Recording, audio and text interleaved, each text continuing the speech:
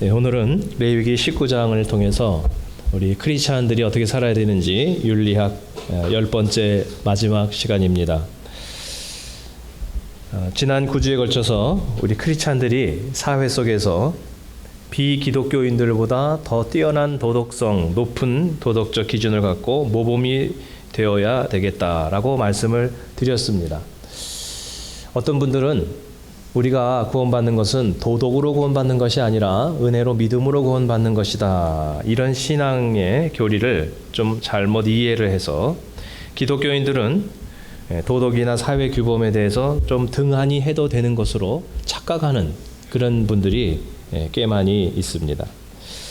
자, 그러나 도덕으로 구원을 받는 것은 아니지만 우리 구원받은 백성은 세상 사람보다 더 도덕적으로, 더 모범적으로 살아야 한다는 것입니다. 우리 크리스찬들이 세상 사람들보다 모범이 되지 않으면서 만일에 전도를 하면요, 세상 사람들이 마음의 문을 닫고 우리를 한심하게 봅니다.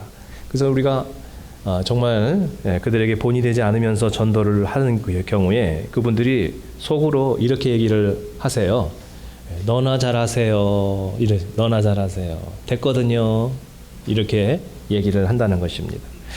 자, 그래서 지난 9주 동안 여러 가지 문제를 같이 고민하며 여러분과 나누었습니다. 빈부의 부의 문제, 가난의 문제, 정직성의 문제, 장애인과 사회 약자의 문제, 법과 사회 정의, 유전 조작의 문제들, 성윤리, 환경 보존의 문제, 무속과 뉴에이지 문화, 이런 것에 대해서 우리 크리스찬들이 어떻게 살아야 될 것인가. 답이 딱 하나만 있는 것은 아니겠지만 그것을 같이 여러분과 고민해 보았습니다. 자, 오늘은 마지막 주제로서 외국인 문제에 대해서 다루어 보겠습니다. 우리는 지금 한국에 살고 있는 것이 아니라 미국의 이민자로 살아가기 때문에 이 외국인의 문제가 상당히 정말 피부에 와닿는 문제이죠. 자, 구약 성경을 보면 유대인들이 자기 자신들이 하나님의 택하심을 받은, 자기들만 하나님의 거룩한 백성이고 그 이외의 외국인들은 이방인이라고 해서 멸시하는 그런 경향이 구약 성경에 보면 있었습니다. 자, 그러자 오늘 하나님은 오늘 본문 말씀과 같이 외국인들을 차별하지 말고 형제처럼 여기고 아들처럼 여기고 너 자신처럼 여기어서 사랑해라, 이런 말씀을 하고 계신 것입니다. 자, 오늘 33절, 34절 다시 한번 여러분 성경을 보시면, 거류민이 너희의 땅에 거류하여 함께 있거든 너희는 그를 학대하지 말고 너희와 함께 있는 거류민을 너희 중에서 나은 자 같이 여기며 자기같이 사랑하라. 여기 거류민을 세 번역에서는 외국인으로 이렇게 표현하고 있습니다. 자, 그 땅에서 났으면 너희들이 정말 같은 민족처럼 생각하라. 이게 속지주의거든요. 속지주의. 미국의 속지주의가 바로 이런 성경에 기초하고 있는 것 같습니다. 그래서 미국에 오면 어느 민족이든지 무슨 색깔이든지 미국 시민이 될 수 있다. 기회의 나라인 것이죠. 그걸 이제 과거에는 멜팅 팟이라고 그랬습니다. 큰 솥단지에다가 다 때려놓고 끓이면 이게 그냥 융합이 돼버린다는 거죠. 여러 언어와 여러 민족과 또 여러 이런 종교와 문화가 짬뽕이 돼서 이게 다 녹아서 하나의 아메리카 문화가 탄생했다는 거죠. 그래서 요즘은 그 멜팅 팟이라는 표현보다 샐러드 바라는 표현을 더 씁니다. 샐러드 바. 샐러드 바는 뭐냐면 뭐 여러 가지 뭐 양상치, 도마도, 뭐 홍당, 이런 모든 것들이요 이렇게 썰어서 다 합쳐지는데 그 모습이 그대로 유지가 되죠. 유지가 되면서도 그 맛이 어우러지는 거죠. 그래서 자기 고유의 문화를 인정받으면서도 그것이 어우러져서 독특한 하나의 문화를 이루고 사회를 이루는 것이 지금 샐러드 바, 그 미국의 문화를 표현해주고 있습니다. 자, 몇 년 전 미 공화당의 대권 후보로 거론이 되었던 텍사스주 상원 의원이었던 테드 크루즈라는 분이 있는데, 자, 그분이 1970년 캐나다에서 태어났습니다. 자, 그래서 미국 시민인데 캐나다에서 태어났기 때문에, 자, 외국에서 태어났기 때문에 대통령 후보로 출마할 자격이 없다, 이렇게 그를 공격한 그룹이 있었습니다. 자, 그걸 왜 그러냐면요, 미국 헌법에 미국 대통령 자격이 어떻게 되냐면 취임일을 기준으로 해서 만 35세 이상 되고 미국에 14년 이상 거주한 태생적 미국 시민, natural born citizen이어야 된다. 태생적으로 태어난 미국 시민이다. 그래야만 대통령이 되는 거죠. 자, 이 헌법에서 명시한 태생적인 미국 시민이라는 것이 도대체 무엇냐? 이거에 대해서는 헌법에서 자세하게 설명을 하지 않고 있는 것입니다. 우리처럼 이제 뭐 이렇게 이민 와가지고 영주권 받고 뭐 시민권 따고 그래가지고는 이거는 안 되고 태어나야 된다는 건데, 자, 이게 좀 혼동을 줬습니다. 2008년에도 오바마 대통령이 케냐 출신이다 뭐 이런 루머로 곤욕을 치르기도 했고요. 또 존 맥케인 상원 의원도 파나마에서 태어난 미국 시민인데 파나마에서 태어났기 때문에 대통령 출마 자격이 없다. 막 그렇게 상당히 혼란스러웠습니다. 그래서 2011년에 미 의회에서 이제 이걸 유권 해석을 내렸습니다. 태생적인 미국 시민이라는 것이 도대체 뭐냐 이렇게 정의를 내렸어요. 뭐냐면 부모가 외국인이더라도 미국 영토에서 태어났거나 그러면 괜찮다는 거죠. 또 반대로 외국에서 태어났지만 부모가 둘 다 미국 시민권자면 그러면 태생적 미국 시민으로 인정을 하는 거죠. 그 무슨 얘기냐면 뭐 외국에 영사로 나갈 수도 있잖아요. 대사관에. 그럼 거기서 애들이 태어날 수도 있거든요. 그렇다고 해서 제외시킬 수가 없죠. 왜냐하면 이건 공무 수행 중이고 뭐 이렇게 하는 거니까. 그래서 이런 경우도 미국 본토에서 출생을 하지 않았지만 이거는 태생적 미국 시민으로 봐주고, 당연히 또 이민 온 사람이 미국에서 아이를 낳으면 미국 시민이죠. 한때는 한국에서 원정 출산도 많이 왔잖아요. 시민권 만들어 주려고. 자, 이렇게 미국은 성경적 가치관 위에 설립된 나라입니다. 자, 그러면 우리가 살고 있는, 체류하고 있는 이 미국에서는 과연 외국인에 대해서, 이민자들에 대해서 그동안 어떤 생각을 가지고 어떻게 오고 있었나, 이걸 한번 잠깐 정리를 해보면 이렇습니다. 1776년 미국이 독립해서 건국이 되었죠. 자, 그런데 그때 계속해서 이 노예가, 흑인 노예가 있었습니다. 그러다가 남북전쟁을 통해서 노예제가 이제 폐지가 되고 완전히 해방이 된 것이 미국이 세워진 지 89년이 지난 1865년입니다. 미국이 이렇게 기독교적인 성경적 기초 위에 서 있었음에도 불구하고 거의 90년 가까이 지나서야 이 노예를 해방할 수가 있었던 것입니다. 자, 그다음에 노예는 해방이 됐지만 차별은 계속 있었습니다. 흑백 분리의 이런 그 사회 법이 있어가지고, 그래서 백인과 흑인이 같은 화장실에 가지 않고, 또 음식점도 따로따로 가고 교회도 따로 나가고 말이죠. 그리고 버스를 타더라도 뒷좌석에 흑인이 앉고 앞에 백인들이 따로 앉고, 그렇게 분리의 법이 있었습니다. 그러다가 흑백 분리 철폐법이 통과된 것은 건국 후 188년이나 지난 1964년입니다. 마틴 루터 킹 이런 목사와 같은 이런 많은 인권 운동가들의 이런 노력을 통해 가지고 투쟁을 해서 드디어 이루게 됐습니다. 그럼에도 불구하고 여전히 그런 어떤 차별은 은근히 다 남아 있었던 것입니다. 그리고 2008년 미국 최초의 흑인 대통령 오바마가 당선된 것은 건국 후 232년이나 지난 시점이었습니다. 그러니까 이 무슨 말입니까? 유럽에서 이민 온 이 백인들이 세운 나라.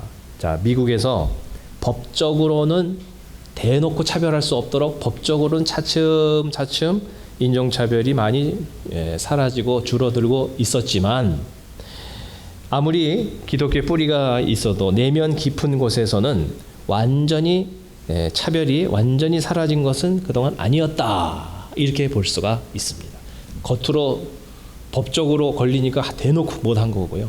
대놓고 하면 사람이 상당히 좀 무식한 사람 되니까 못한 것뿐이지 마음속으로는 그게 있었다는 거죠. 인간의 우월감, 그다음에 이기심, 교만, 그 죄성이니까요. 그런 것이 우리 안에 있다는 것입니다. 자, 더욱이 백인 지지층을 가진 트럼프 대통령이 집권을 하고 나서는 그동안 수면에 이렇게 감추어져 있던 그 차별의 그 어떤 욕구들이 수면 위로 드러나는 경우가 요즘 많이 있습니다. 올해 4월에 펜실베니아주의 필라델피아라는 도시가 있죠. 필라델피아는 이제 성경에 보면 그 요한계시록에 나오는 필라델피아, 바로 그 형제 사랑이라는 뜻의 도시인데요.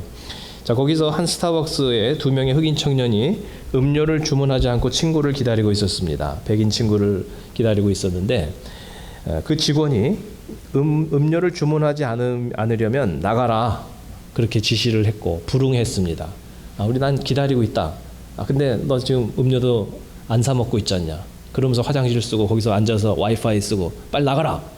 그래가지고 불응을 하니까 시비가 붙어서 경찰이 출동을 했고 2명의 흑인 청년을 경찰들 6명이 와서 수갑을 채우고 막 이렇게 해가지고 연행을 체포를 했습니다. 뭐 아무런 폭력을 행사한 것도 없는데 그냥 커피 안 사 먹는 거죠. 안 사 먹는다고. 제목이 뭐냐면 남의 프라퍼리에 침입했다는 거죠. 자, 그래서 처음에는 뭐 별거 아닌 것처럼 보였지만 SNS에 방송에 이게 알려지면서 뭐 완전히 그냥 사람들이 들고 일어나는 거죠. 그래가지고 그게 얼마나 많은 사람들에게 이제 알려지고 이렇게 하다가 보니까 그 스타벅스 앞에서 막 기자회견을 하고 막 그냥 거기 안에서 피켓을 들고 막 사람들이 데모하고 막 영업을 못 하죠 이제. 자, 가뜩이나 지금 많이 그 실적이 떨어지고 있었는데 그래가지고 CEO가 사과를 했습니다. 사과를 했고 그리고 그 필라델피아 시도 공권력을 남용한 거죠. 경찰이라고 함부로 할 수 있는 건 아닌데 공권력을 남용했다는 것을 시인하고 이제 이 청년들과 시에서 합의를 했습니다. 합의를 해서 이제 합의금을 이제 주면으로써 합의를 제시를 했는데 여러분 그 합의금이 여러분 놀라지 마세요. 합의금이 얼마인 줄 아세요, 여러분? 그렇게 공권력을 남용했다. 합의금이 자국이 맞지 1불이었대요. 1불. 그래서 그 청년들이 거절을 하고 됐고 시에서 흑인이 많은 지역의 그 공립 고등학교에 20만 불의 교육 기금을 거기다가 투자해라. 그게 합의가 됐습니다. 그래서 이제 그 좀 안 좋은 지역의 학교에 20만 불의 기금을 시에서 내므로써 훈훈하게 마무리가 됐습니다. 또 LA에서도 커피를 주문한 한인 여성이 그 이렇게 커피를 주문하면 이름을 물어보잖아요. 이름을 물어봐서 거기다 이제 이름을 써서 이제 커피를 주잖아요. 거기서. 근데 이제 그 직원이 거기다가 이렇게 표시를 했어요. 다음 장면 보시면 이렇게 저 뭔지 아세요, 저게? 이게 뭐냐면 동양인을 비하하는 표시입니다. 이렇게. 그러니까 상당히 그 인종차별을 한 거죠. 자, 그다음에 그 앞에 장면은 어느 히스패닉 남자가 커피를 주문했는데 이름을 안 쓰고 비너라고 이렇게 써놨습니다. 비너. 저게 뭐냐면 멕시코 사람들이 콩을 많이 드시잖아요. 타코도 콩 넣고 뭐 콩을 많이 먹어서 이 눈이 좋대요. 그래서 안경 낀 사람이 별로 없잖아요. 그래서 이제 콩이 참 좋은 건데 콩 많이 먹으니까 콩 많이 먹는 인간들 비너 이렇게 별명을 이렇게 쓴 거죠. 이게 모두 다 그 인종차별입니다. 전에는 이렇게 정말 대놓고 못했는데 요즘 그렇게 되는 거죠. 그래서 스타벅스의 인종차별이 SNS를 통해서 후폭풍이 엄청 불자 CEO가 미국의 8,200여 개의 영업장 문을 동시에 닫았습니다. 지난번에도 커피가 잘 안 팔리고 커피 맛이 바리스타들의 실력이 떨어져가지고 한번 그런 적이 있었죠. 근데 이번에는 그렇게 퀄리티 문제가 아니라 인종차별 교육을 방지 교육을 실시를 했습니다만은 그 이후에도 또 그런 일들이 또 벌어져서 시정이 잘 안 되는 거죠. 자, 그래서 이것은 교육으로 되는 것이 아니라 이게 인간의 근본적인 죄성 때문에 그런 거죠. 이기심과 교만과 우월감과 막 이런 인간의 이런 죄성이 우리 안에 있어서 그렇습니다. 자, 그렇다면 성경에서는 왜 외국인이나 타인종이나 소수민족들을 차별하지 말고 무시하지 말라라고 왜 그렇게 말씀하고 있을까요? 왜 그 근거가 어디 있을까요? 자, 그 근거는 근본 정신은 겸손과 은혜인 것입니다. 겸손과 은혜. 34절을 한번 보세요. 자, 거기 34절 보시면 한번 읽어보겠습니다. 시작. 너희도 이집트 땅에 살 때에는 외국인 나그네 신세였다. 내가 주 너희의 하나님이다. 이게 뭐냐면 너희도 이집트에 살 때는 외국인이었잖아. 그때 엄청 서름 받았잖아. 근데 너희들이 이제 가나안 땅 본토에 산다고 타민족을 외국인을 이렇게 학대하고 차별하고 그래서 되겠냐? 안 되잖아. 입장을 바꿔보라는 거죠. 개구리 올챙이적 시절을 생각해 보라는 거죠. 그래서 우리들의 인간관계 속에서요, 그런 말이 있습니다. 신발을 한번 바꿔 신어봐라.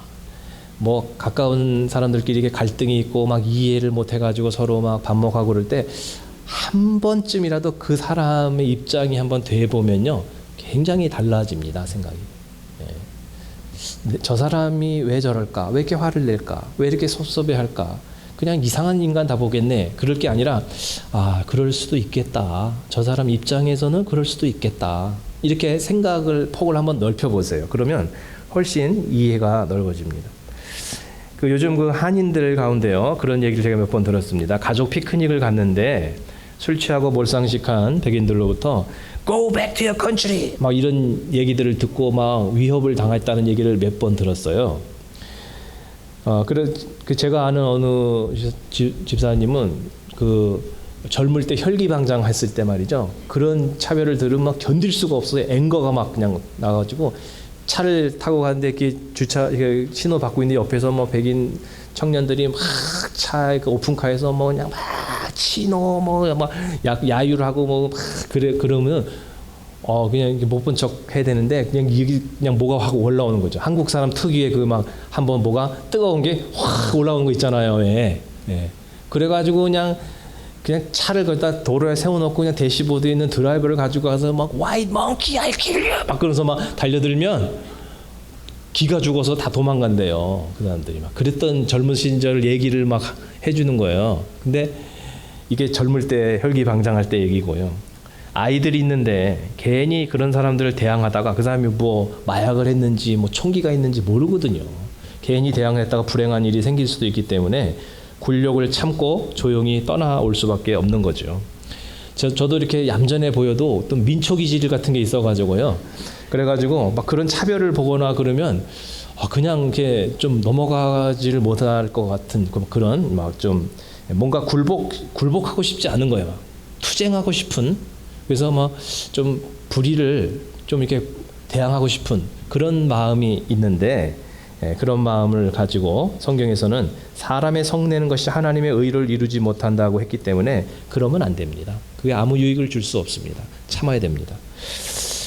사실 미국에 사는 모든 다양한 민족들 중에서요, 딱 한 부류만 빼고는 다 손님이죠. 네이티브 아메리칸들. 네이티브 아메리칸 빼고는요 다 이민자예요. 우리 백인들도 다 유러피안 이민자들이잖아요. 뭐 영국에서 왔고 독일에서 왔고 뭐 아일랜드에서 왔고 뭐 이태리에서 다 오신 분들이 손님이에요. 근데 그냥 무력으로 다 땅을 빼앗고 주인 행세를 지금 하고 있는 거죠. 주인 행세를. 그런데 그렇기 때문에 사실은 아메리칸 인디안들이 그분들만 여기 주인인데요.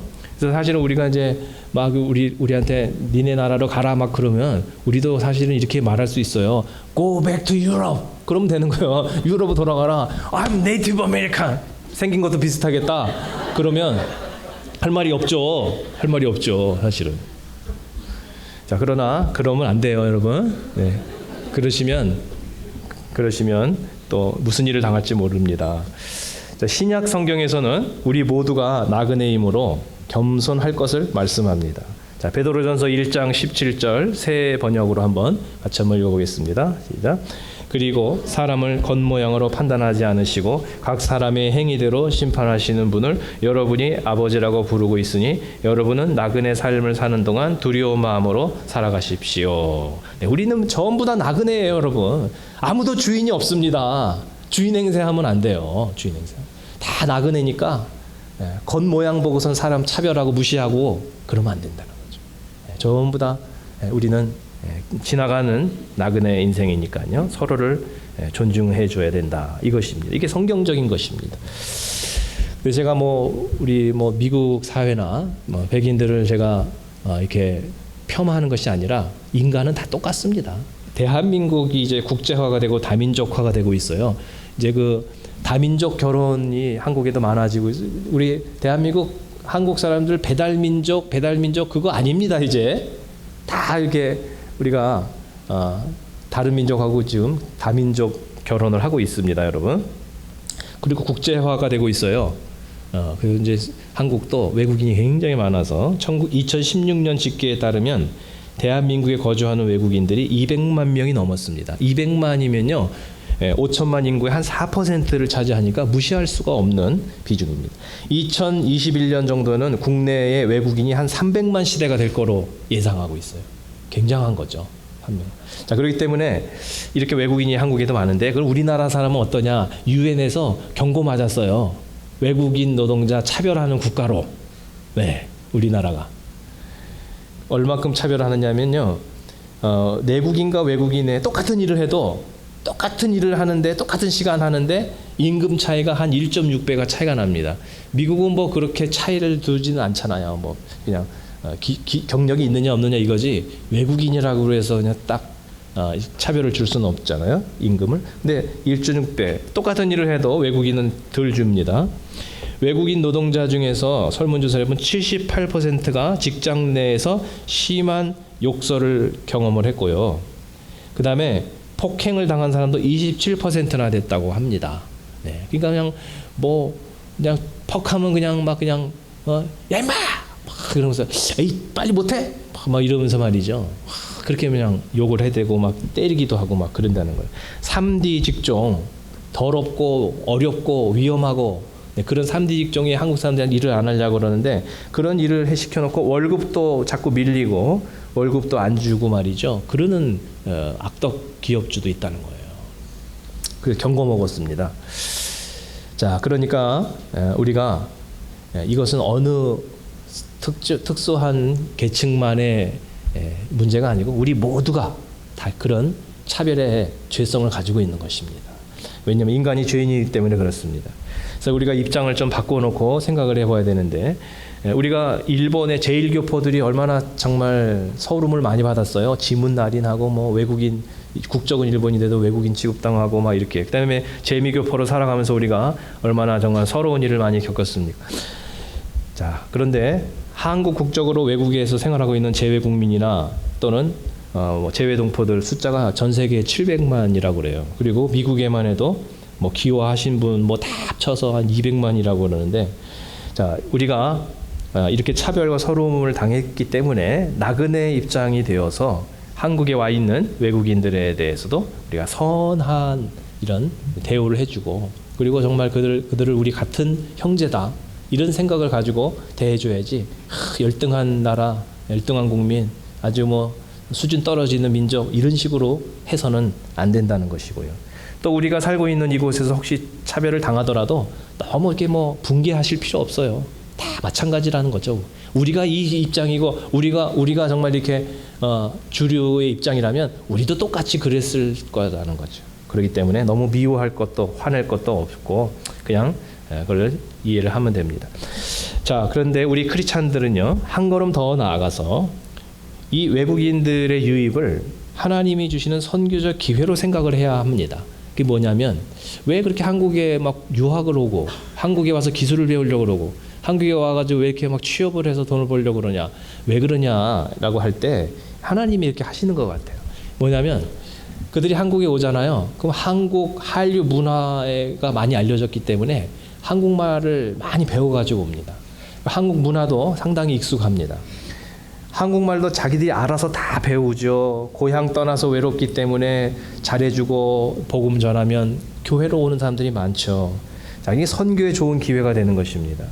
한국에 그래서 지금 외국인 노동자들과 다문화 가정을 대상으로 하는 그런 교회나 선교 단체가 매우 활발하게 진행이 되고 있습니다. 막